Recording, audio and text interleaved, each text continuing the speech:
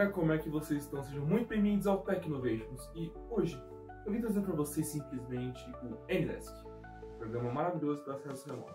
Hoje você vai aprender nesse vídeo o básico do básico, porque às vezes você precisa literalmente ajudar um amigo a resolver algum problema. Com um clique você vai fazer isso. E basicamente, seja muito bem-vindo ao canal. Eu sou o Gustavo, vou te trazer essa solução. Em menos de 60 segundos você vai aprender a fazer isso. Então, fica até o final desse vídeo, deixa o seu like, esse comentário que é muito importante.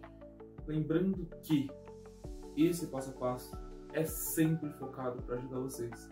Mas o Anydesk é uma ferramenta certa, então sempre peça permissão para solicitar acesso remoto. Então galera, sem muita enrolação, bora para o vídeo.